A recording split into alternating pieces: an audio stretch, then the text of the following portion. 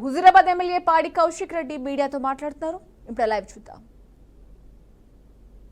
సిగ్గు లేకుండా నా పక్కన కేసీఆర్ గారి భిక్షతో కేసీఆర్ గారి దయతోని గెలిచిన ఎమ్మెల్యే అయిన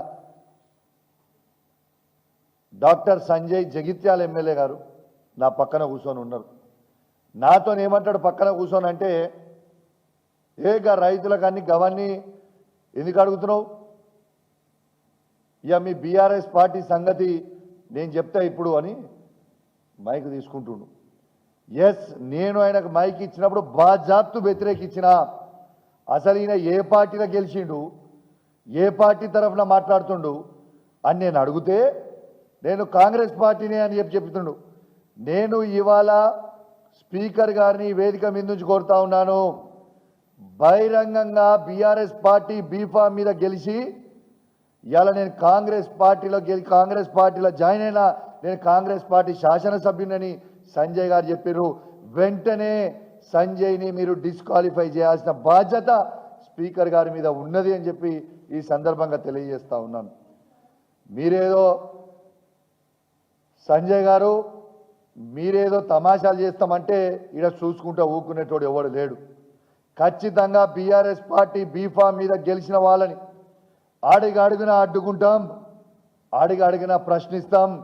ఇలా ప్రజల పక్షాన ఉండకుండా సిగ్గుశరం లేకుండా ఇలా సంజయ్ గారు పైసల కోసం అమ్ముడు పోయి ఇలా Congress party agenda BRS party B form మీద గెలిచి రేవంత్ రెడ్డి సంకల జొర్రి రేవంత్ రెడ్డి గారు చెప్పినట్టు మాట్లాడతానంటున్నాడు. ఇలా కొంచెమన్నా సిగ్గు శరము లజ్జ మానం లేదా అని చెప్పి అడుగుతా ఉన్నా నేను ఈ సంజయ్కి. ఇలా బాజాప్తు చెప్తున్నా, ఇలా కేసీఆర్ గారి ప్రభుత్వంలో ఇలా 1,00,000 కోట్ల రూపాయలు డైరెక్ట్గా రైతుకి క్రెడిట్ చేసిన ఏకైక ఈ భారతదేశంలో ఏకైక ముఖ్యమంత్రి ఆనాడు ఉండే ఈనాడు ఉండే కేసీఆర్ గారని చెప్పక తప్పదని చెప్పి సందర్భంగా తెలియజేస్తా ఉన్నాను. ఏ రాష్ట్రంలో అయినా 1,00,000 కోట్లు డైరెక్ట్గా రైతు అకౌంట్లోకి వేసిర్రా? ఆనాడు నేను ఒక్కటే ప్రశ్న అడుగుతా, సంజయ్ గారు కానీ రేవంత్ రెడ్డి గారు దీనికి జవాబు చెప్పండి. కేసీఆర్ గారు ఉన్నప్పుడు రైతు బంధు ఎట్లా పడుతుంది, ఇవాళ ఎట్లా పడదు?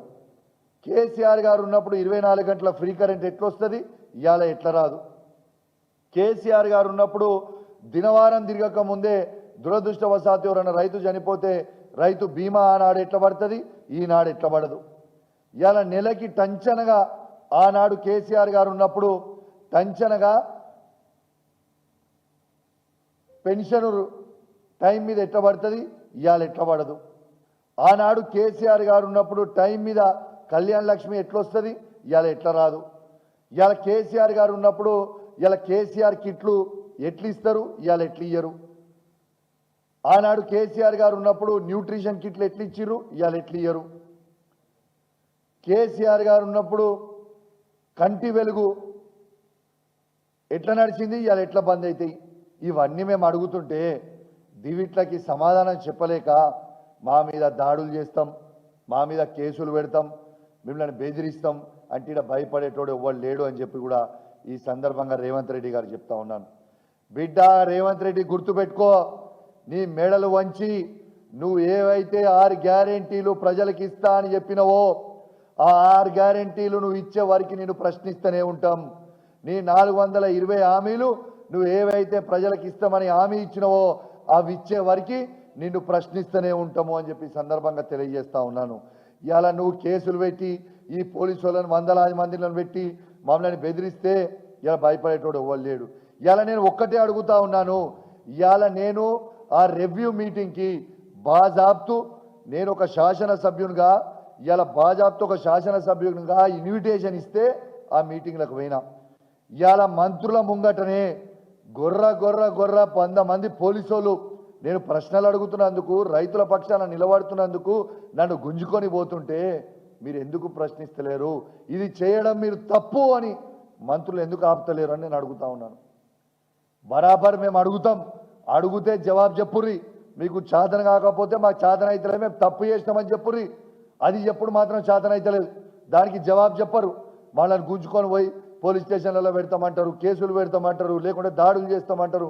ఏం దాడులు చేస్తారు, ఎన్ని రోజులు దాడులు చేస్తారు, భయపడతామా దాడులు చేస్తాం